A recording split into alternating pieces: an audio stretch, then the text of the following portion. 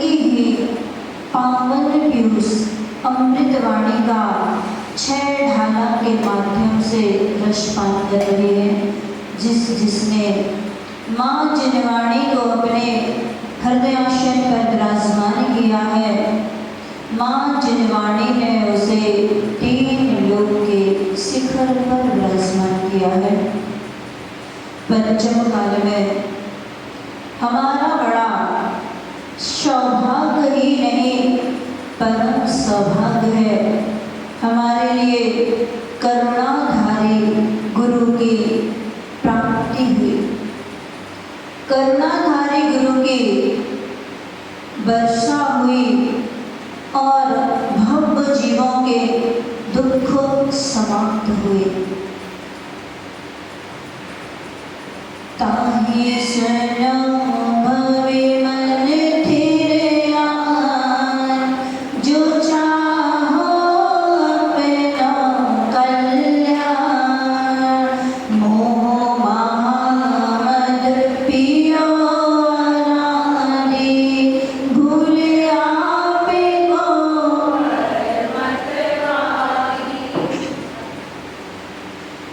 अचल भुवन भव्य जीवों के लिए उपदेश देते हैं। पंडित प्रवर दौलत राम जी कह रहे हैं, ताहि सुनो भवी मन थिर आन। कोई भी चर्चा अव्ययों के लिए नहीं है। जो भी चर्चा है, जो भी बात है, वह किसके लिए है? भव जीवों के लिए। भवी भव, वह भव कौन है? तो जो जिन वचन को सुन करके उस पर श्रद्धान करता है, उससे प्रीति करता है, उससे प्रीति करता है, उसके प्रति जिसका लगाव होता है, वह कौन कहलाता है? भव जीव। आचार्यों ने कहा है कि जिसको आत्मा की बात सुन करके, आत्मा की चर्चा सुन करके जिसको आनंद आता है, वह भव्य जीव है। जिसको शरीर की नहीं आत्मा की चिंता होती है, वह भव्य जीव है। जिसको सच्चे देव सांस गुरु के ऊपर श्रद्धान होता है, वह भव्य जीव है। और जिसको अपनी आत्मा के ऊपर श्रद्धान होता है, वह भव्य जीव है। अपना अपना लगा लेना, भव्य है कि अभव्य है। कौन है हमारे लिए, किसमें आनंद आता है? आत्मा के गुणों को सुनने में आनंद आता है कि अवगुणों को सुनने में आनंद आता है? दूसरे की बुराई सुनने में आनंद आता है कि अपनी अच्छाई सुनने में आनंद आता है? कोई बढ़ाई करे, बड़े आनंद आते हैं, कान एक जगह दो लग जाते हैं। अपनी बढ़ाई सुनने के लिए एक की जगह 2 कान लग जाते हैं। अब वैसे तो इधर उधर की चर्चा करेंगे और किसी की बढ़ाई करने लगेगा तो कान वहां लग जाए सुनने के लिए। तो वो आत्मिक आनंद नहीं है। आचार्य पाल सागर जी, जो कि बहुत बड़े क्रिमिनल थे, डाकू थे, और उनके नगर में एक बार आचार्य शांति सागर जी का आगमन हुआ। और जैसे ही शांति सागर जी का नगर प्रवेश हुआ, वो डाकू सामने से आ रहा था। सभी श्रावक जो थे वो डर गए कि सामने से डाकू आ रहा है, मुनिराज को धक्का ना दे दे, उनको कमंडल छुड़ा के ना फेंक दे, उनकी पिच्छी ना छीन ले। सब श्रावक डर गए और वह मुनिराज शांति सागर जी के आगे खड़े हो गए और वह आगे की ओर बढ़ रहा था और मुनिराज का प्रवेश हो रहा था। और जैसे ही डाकू सामने आके खड़ा हुआ, अच्छा शांति सागर जी ने अपना कमंडल उसके हाथ में थमा दिया। सब श्रावक सोचने लगे, आचार्य कर क्या रहे हैं? अब ये फोड़ देगा फिर क्या होगा? डाकू तो डाकू। लेकिन आचार्य ने उसके हाथ में दे दिया। महाराज जी आचार्य के पीछे पीछे मंदिर तक आ गए। अब श्रावक जो थे सब डर रहे थे कि आचार्य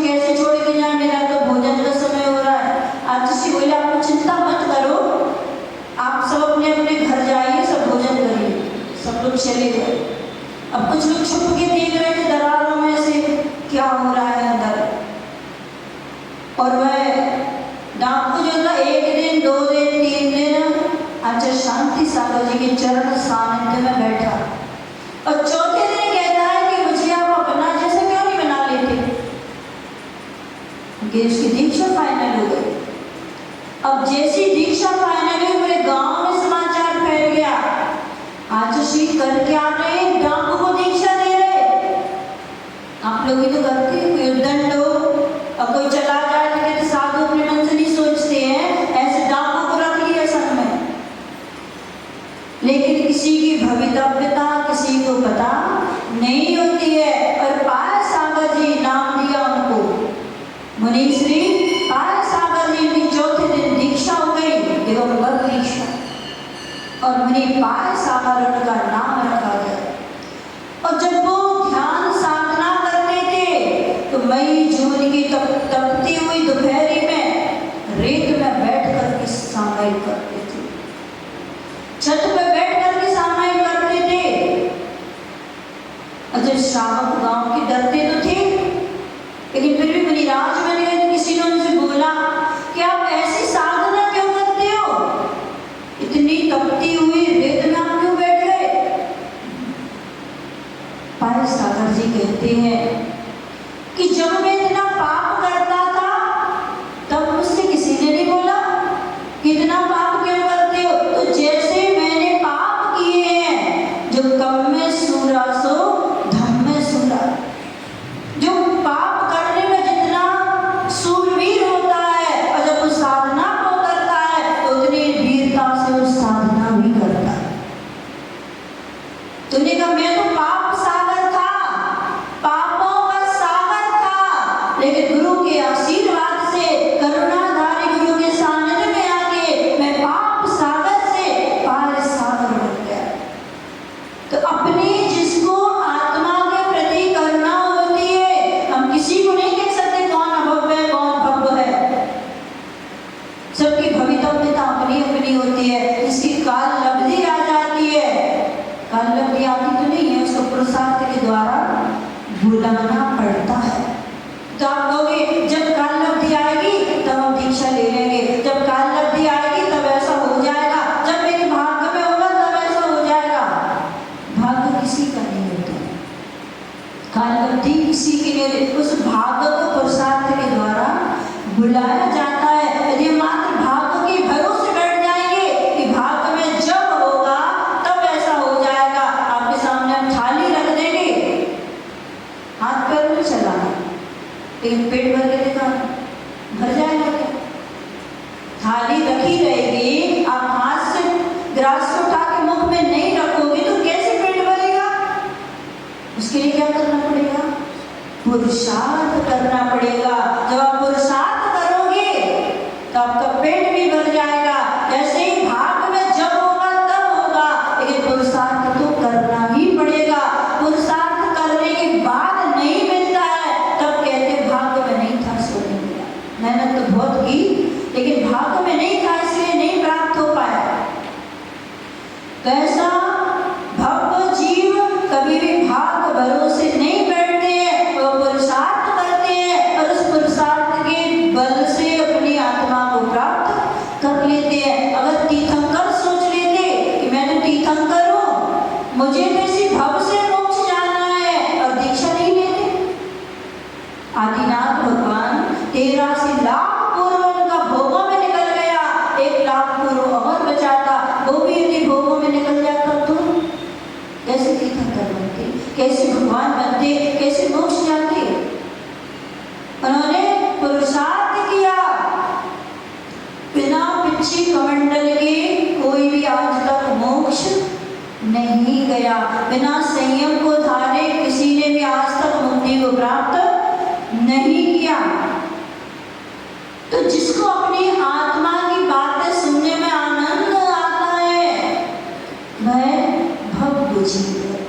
आप तो सभी सम्यक दृष्टि हो, पक्का है, आपका रिजर्वेशन हो गया, शिखर जी जाने का नहीं, कहाँ जाना है, लंबा रिजर्वेशन कहाँ का है,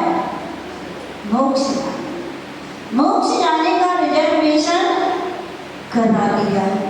पीछे बैठे उनका हो गया कि नहीं? सबका रिजर्वेशन हो गया? नहीं हुआ? कर लेना, अभी 4 महीने आपके पास रिजर्वेशन कराने के समय है। अपना अपना रिजर्वेशन करा लेना और उस ट्रेन में बैठ जाना, संयम रूपी ट्रेन में बैठ जाना, जो संयम एक ही मोक्ष जाने वाली ट्रेन है। एक ही ट्रेन है, भीड़ बहुत है, मुश्किल से मिलेगा रिजर्वेशन। एक ही ट्रेन है, संयम रूपी ट्रेन में सम्यक दर्शन रूपी रिजर्वेशन कराना है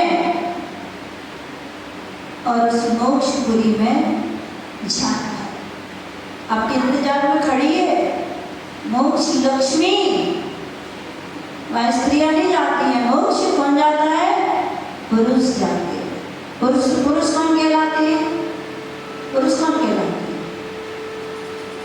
जो मोक्ष का पुरुषार्थ करते हैं वो पुरुष कहलाते हैं। आप ये मत समझना ये पुरुष बैठे पुरुष ही है, अगले गाँव में स्त्री भी बन सकते हैं। जो मोक्ष का पुरुषार्थ नहीं करते हैं वो पुरुष नहीं है। अभी इन्होंने स्त्रीलिंग का छेद नहीं किया है। जो स्त्रीलिंग का छेद कर देते हैं वो फिर जब तक मोक्ष नहीं जाएंगे तब तक फिर स्त्री की पर्याय में कभी भी नहीं आते हैं। अभी जो स्त्री पुरुष दोनों में चल रहा है, स्त्री पुरुष नपुंसक तीनों पर्यायों में चल रहे हैं, तीनों वेदों में चल रहे हैं। ये भी नाम के पुरुष हैं, काम के पुरुष नहीं है। स्त्रियां भी पुरुष हो सकती है। आरिका के लिए श्राविका नहीं कहा है, क्या बोला है? श्रमणी, श्रवण और श्रमणी बोला है, क्योंकि वो मोक्ष का पुरुषार्थ कर रही है। उनकी शक्ति से उन्होंने अपने पूरे शक्ति से इस वेश को धारण किया है। क्यों? कि अब मुझे कभी भी स्त्री ना बनना पड़े, क्योंकि आरिका बन के ही स्त्रीलिंग का छेद होता है। वो फिर कभी भी पुरुष स्त्री पर्याय नहीं आती है। जब तक मोक्ष नहीं जाएंगे तब तक पुरुष ही बनेंगे, वो कहलाते हैं पुरुष। तो भव भवी, भव कितने प्रकार के होते हैं? भवी, भवी किसे कहते हैं? भव किसे कहते हैं? जिसमें मोक्ष जाने की शक्ति होती है वह भव कहलाते हैं। अब भव कितने प्रकार के हैं? कितने प्रकार के भव हैं? 3 प्रकार के। आसन्न भव, दूर भव और दूरानु दूर भव। भव और अभव 2 प्रकार के होते हैं जीव। एक भव होते हैं, दूसरे अभव होते हैं। जो भव है वह 3 प्रकार के हैं। कौन कौन से? आसन्न भव। आसन्न भव वो कहलाते हैं जो पाप से भीरु, भीरु माने डरना, जो पापों से डरते हैं। मुझे ऐसी क्रिया करने से पाप का बंध ना हो। हर समय, हर क्षण, हर पल पापों से डरते हैं, मुझे पाप का बंध ना हो। और किसमें तैयार रहते हैं? आत्मकल्याण करने में तत्पर रहते हैं। जब निमित्त मिलेगा, जब मौका मिलेगा, कभी भी उस क्षण को खाली नहीं जाने देते। वो कहलाते हैं आसन्न भव। आसन्न का मतलब होता है निकट भव, वो शीघ्रता से मोक्ष जा रहा है। एक होते हैं दूर भव, जो भव जीव प्रयास तो करते हैं लेकिन सफल नहीं हो पाते। बहुत प्रयास करते हैं, प्रतिमा भी ले लेते हैं, दीक्षा भी ले लेते हैं, लेकिन फिर भी सफल नहीं हो पाते। वो कहलाते हैं दूर भव। जैसे मंदिर जाना चाहते बच्चे, बाहर पढ़ते हैं, बहुत मन होता उनका कि मंदिर जाएं, साधु के उपदेश सुने, साधु को आहार दें, लेकिन बेचारे मजबूर हैं, न वहाँ पे मंदिर है न वहाँ पे साधु है। तो चाहते हुए भी उनको निमित्त नहीं मिल पाता। गिरिडीह में कितने लोग हैं? इतने ही लोग हैं कि गिरिडीह में? नहीं, तो वो तो चाहते ही नहीं है। कुछ लोग ऐसे भी होंगे जिनका मन होता होगा प्रवचन में जाए,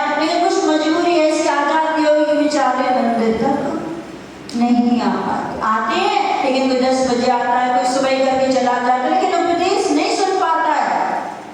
चाहता है कि मैं जाऊं, लेकिन फिर भी नहीं उसको निमित्त मिल पाता, निमित्त भी नहीं मिल पाता है। भाव उसके बहुत होते हैं, जैसे शीलवती विधवा स्त्री। शीलवती विधवा स्त्री आचार्य ने उदाहरण दिए, जिसके पति नहीं है वो शीलवती है, उसको बहुत सारे निमित्त मिलेंगे, लेकिन वो शीलवती है, पुत्र उत्पन्न नहीं कर सकती। लेकिन आज का तो दौर बदल गया, आज का सब जमाना बदल गया। आजकल विधवा विवाह बहुत होने लगे हैं, डिवोर्स हो जाता है, दूसरी शादी हो जाती है, दूसरी तो ठीक है, तीसरी और चौथी शादियां भी हो जाती है। तो जो ऐसे हैं जो अपने शील को भंग कर देते हैं, पुरुष की शादी तो 96,000 तक हो सकती है, पुरुष 96,000 तक विवाह कर सकते हैं, पाणी ग्रहण संस्कार कर सकते हैं, लेकिन महिलाओं का विवाह मात्र एक बार ही होता है। स्त्री का विवाह द्वारा नहीं होता। पहले के समय में देखो, राजुल की तो शादी नहीं हुई थी, राजुल की शादी नहीं हुई थी, लेकिन पक्की हो गई थी, बारात आ गई थी। कौन सी कमी थी राजुल के पास? राजकुमारी थी, राजा की पुत्री थी, नेमी चले गए तो जाने दो। क्या उसके लिए राजकुमार नहीं मिलते? मिलते, बहुत राजकुमार मिलते, लेकिन उसने क्या बोला था कि जो मेरे पति का पथ है, आज से वो ही पथ मेरा होगा। दूसरा विवाह नहीं किया उसने कहा मैंने एक बार जिसको स्वीकार कर लिया, मैंने जिसको एक बार अपना मान लिया, अब उनके सिवा मेरा दूसरा कोई नहीं हो सकता। तो ऐसे शीलवती विधवा स्त्री, तो जिसका दूसरा विवाह पुनर्विवाह होता है, ना वो भगवान का अभिषेक कर सकता है, ना भगवान के जीवन भर कभी चरण छू सकता है, और ना जीवन में कभी साधु को आहार दे सकता है।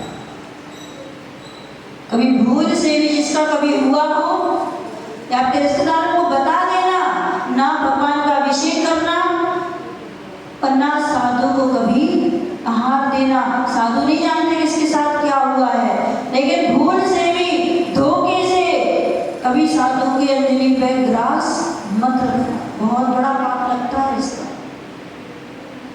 बहुत पाप होता है। यदि इससे शुद्धि चाहिए तो दोनों लोग आजीवन ब्रह्मचर्य व्रत का पालन करें, तो उसका ये पाप धुल सकता है। तो दोनों आहार देने के अधिकारी, अभिषेक करने के अधिकारी होने कब? जब दोनों का अखंड ब्रह्मचर्य व्रत का पालन करके। तो ऐसे दूर्भव, तीसरा है दूरानुदूर्भव, जिसकी स्वयं की उपादान क्षमता नहीं है, जो स्वयं समझ नहीं सकता, या यूं कहें कि जिसके कभी धर्म करने के भाव ही नहीं होते। आप कभी किसी को यदि नरक या त्रेंच गति का बंध हो गया है, तो वो साधु के अंजलि को कभी आहार नहीं दे सकता, उसके भाव ही नहीं होंगे। और कोई जबरदस्ती उसको पकड़ के भी लेके आएगा, नहीं आज तो तुम आहार दे लो, तो साधु के मुख में नहीं जाएगा, उसके रत्ते के बाल आ जाएगा, कहीं चींटी आ जाएगी, कहीं चींटा आ जाएगा, तो कुछ भी हो जाएगा, लेकिन उसके हाथ का आहार साधु के मुख में नहीं जा पाएगा। तो अपना सौभाग्य मानना कि जब तक हम साधु की अंजलि पे हाथ रख रहे हैं, सम्मेश करके वंदना कर रहे हैं, अभी हम नरक त्रेंच गति से सुरक्षित हैं। इसलिए साधु को हमेशा आहार देते रहना, अपना पता लगाने के लिए कि हम नरक त्रेंच गति से बचे हैं, सुरक्षित हैं, अभी हमें दोनों गतियों का बंध नहीं हुआ है। तो ये बांझ स्त्री के समान बताए, जो दूरानुदूर्भव है, जो बांझ स्त्री के समान है। निमित्त तो बहुत मिलेंगे, निमित्त तो बहुत मिलेंगे, लेकिन पुत्र उत्पन्न बांझ कर ही नहीं सकती।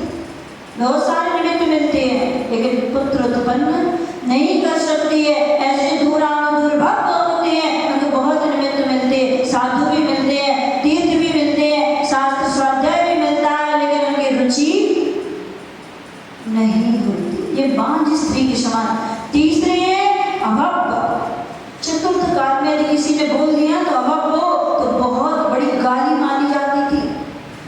इन्होंने मेरा बहुत बड़ी गाली दे दी है, मेरा बहुत बड़ा अपमान कर दिया। अब का तात्पर्य जो जीवन में कभी भी मोक्ष नहीं जाएगा। निगोद से निकला है 4,84 लाख योनि में घूम घाम करके वापस रिटर्न निगोद वापस। अब वहां पड़ा रहेगा, कब निकलेगा, फिर निकलेगा, फिर पूरे में घूम घाम के फिर निगोद पहुंच जाए। उसको कभी मोक्ष जाना ही नहीं है। जैसे अंध पाषाण, खदानों में सोना गोल्ड पड़ा है, बहुत सारा उसमें से निकल के आकर के और 16 ताव लग करके सुहागा का पुट लग करके स्वर्ण बन गया। खदान में पता नहीं कितना सोना ऐसा पड़ा होगा, सोनापन कैसा जैसा दिखता है वैसा होता नहीं है। आपके पास तो चमचमाता हुआ आता है, तप करके आता है, लेकिन जो खदानों में रहता है ना, वो कोयला होता, कोयला के पत्थर होते, पत्थर वाला कोयला होता ना, ऐसा काला दिखाई देता है। जो खदानों में स्वर्ण पड़ा हुआ है वह काले पत्थर जैसा दिखाई देता है, उसको कभी वहां से निकलना ही नहीं है। तो निगोद से भी कुछ जीव, कुछ नहीं बहुत जीव ऐसे होंगे जो आज तक निगोद से अभी तक उसने संसार देखा ही नहीं, निकले ही नहीं है वहां से, न निकला है और न उसको निकलना है। अनंत अनादि काल से पड़ा है और अनंत काल तक उसी निगोद में पढ़ा रहेगा। तो पंडित प्रबल दौलत राम जी कह रहे हैं, ताई सुनो भवी हे भवजीव, यदि अपना आत्म कल्याण करना चाहते हो, मोक्ष जाना चाहते हो, तो किसको? थिर मन, मन आन जो चाहो अपना कल्याण। पंडित प्रभु दौलत ने ये नहीं कहा कि जो चाहो पर को कल्याण। आजकल सब इसमें लगे हैं पर के कल्याण, हमारा जो सो ठीक है, इनका अच्छा हो जाए, इनके लिए अच्छा कर दे, मित्रों के लिए अच्छा कर दे, परिवार के लिए अच्छा कर दे, परिवार के लिए जोड़ जोड़ के रख जाए, 7 पीढ़ी तक आराम से बैठ के खाएं। उनके कल्याण में अपना क्या हो गया? कल्याण हो गया। उनके लिए जोड़ जोड़ के रखने में आप किसने किया? खाने वाले ने कि जोड़ने वाले ने? जोड़ने वाले। कितना जोड़ जोड़ के रखते, तो अपनी चिंता, अपने बच्चों की चिंता, अपनी पत्नी की चिंता, उसके बाद आने वाली और पीढ़ी की चिंता, पोता पोते की चिंता, फिर बड़ पोते पोते की चिंता, इतने ही जोड़ के रख जा। यदि पाप श्रोत करना संप्रदाय के प्रयोजन, यदि पाप का द्वार खुला हुआ है, पाप का दरवाजा खुला हुआ है, पाप का आश्रम निरंतर निरंतर आ रहा है, संप्रदाय के प्रयोजन कितने जोड़ जोड़ के रख देना। यदि सामने वाले के भाग में नहीं है तो सारा मिट्टी हो जाएगा। और किसी का पुण्य का आश्रम जारी है, संप्रदाय के प्रयोजन, किसी का इतना पुण्य का तीव्र हृदय है और आप उसको कितने जोड़ के रख देना, उसके तो पुण्य से वैसे ही आ रहा है, आपके जोड़ने से क्या होगा? तो किसी के करने से कुछ नहीं होता है, जिसके जो भाग में होता है वही होता है। भाग अपने पुरुषार्थ से लाते हैं। अब कोई ये कहे कि मेरे भाग में इतना सारा पैसा है, हम रोज शराब पिएंगे, रोज जुआ खेलेंगे, कितने दिन चला पाएगा? जिसका पाप का द्वार खुल गया है वो कितने जोड़ जोड़ के रख लेगा, लेकिन सब मिट्टी हो जाएगा। और जिसका पुण्य का द्वार खुला हुआ है, आप कितने जोड़ के रख देना, उसके पुण्य से तुम्हारे जोड़ने से ज्यादा आ जाएगा। तो भवी मन थिर आन, जो चाहो अपनो कल्याण, पर के कल्याण की चिंता मत करना। पर चिंता धमा धमा, दूसरे की चिंता अधम से